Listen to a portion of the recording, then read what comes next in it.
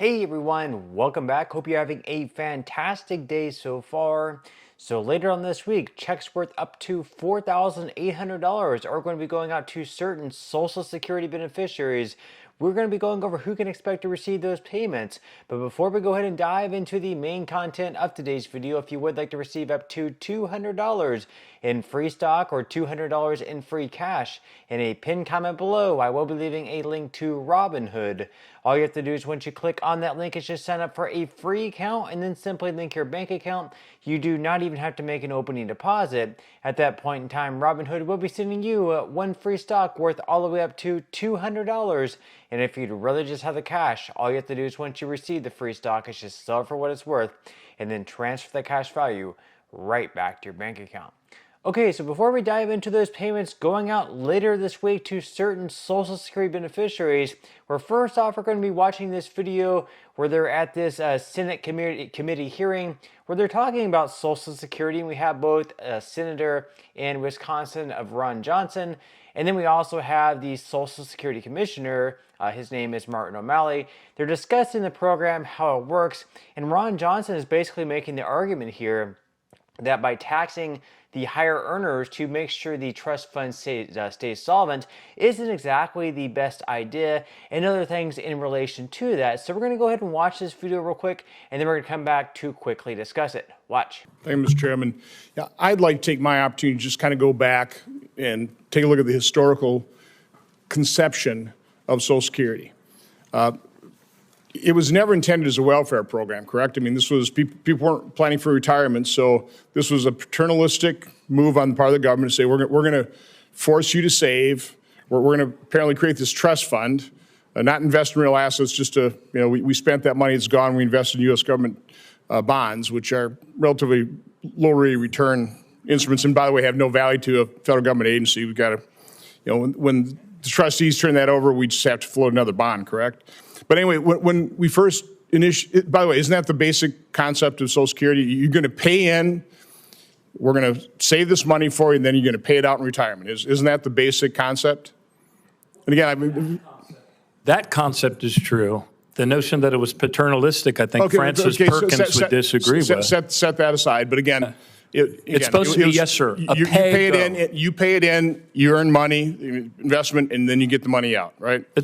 Back then, kind of, yes, it was a pay-as-you-go system. Yes, sir. Back then, it's kind of hard to get the exact number of workers versus beneficiaries. I've heard as high as 150 to 1, 30, whatever. It was a high number of workers. 2.8 to 1 right now. Right now. But it started out as 30, 40, a lot of workers for every beneficiary. With a life expectancy of 61.3, correct?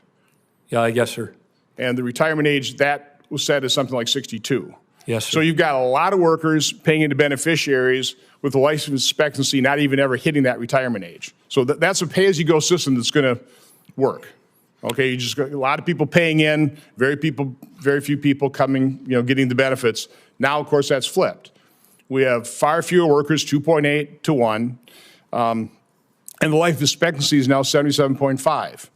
So it's increased 16 years. Except for Native Americans, for whom it's still 42 years. But again, so and for people that work hard outdoors, it's increased 16 years. And how much have we adjusted the retirement age over that time period? A couple of years, right? From 62 to 70. So again, we haven't kept up with reality. And now the solution here is to really kind of break with the original concept of this being you pay into the system and you get what you pull out. And I'd like to end this in a record without objection from, I guess, our people serving as chairman right now. This is an actuarial, this is getting a donut. This is an actuarial note by the Social Security system. Money's worth ratios under the OSDI program. But this is interesting because it shows that if you're a low-income worker, you get more than you ever put in. Correct. Okay? But if you're a higher-income worker, you're going to get a lot less. So we've... Correct. Correct, right? It's yes, it's and again, intended to keep people out of poverty. I mean, it's a big, long table, and it's, very complex. But one example would be a single person that has been paying in the maximum rate all his life will get about 70% of what he put in. Is that roughly accurate? But I don't have the benefit of the table that I trust that you're reading off it. It literally goes as low as 54% for 54 cents on every dollar invested. So the reason for the very highest earner. The reason I bring that out is, the chairman's solution to this is tax the wealthy. Well, again, anybody who's just hit like $100,000, the max. What is the maximum amount of earnings right now subject to the tax? 168,800, I do believe. So if you've been paying all that in, you're only going to get 54 to 70% of the benefits. And now the chairman, what he wants to do is increase people's taxes to basically about 57% when the Tax Cut and Jobs Act expires. That would be the top marginal rates under the chairman's proposal, 57%. That's federal tax. Tack on top of that state, and I think I'll ask the next panel, isn't that a disincentive to work? Is that going to work? So again, my point is just laying out the historical perspective. The concept was you pay in, we invest. They didn't invest. That money's spent, it's gone. And then people, particularly at the higher end, they're not even going to get close to what they put in. And the chairman's solution is raise taxes.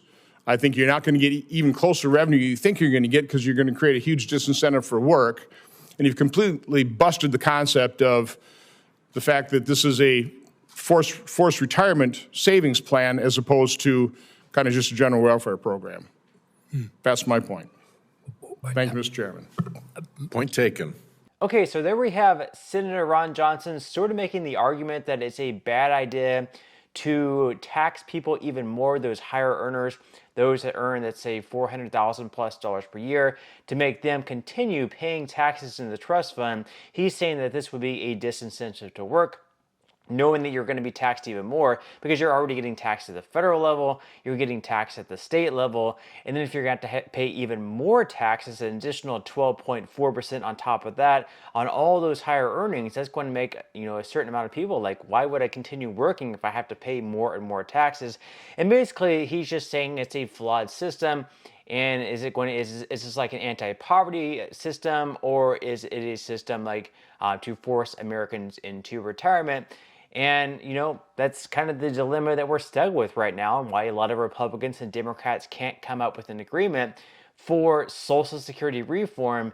And they really need to do something about it because within the next 10 years or so, if nothing is done, unfortunately, there are going to be across-the-board benefit cuts of up to 26% for everyone. So they definitely need to get on the ball with this now, just to avoid having those massive cuts take place.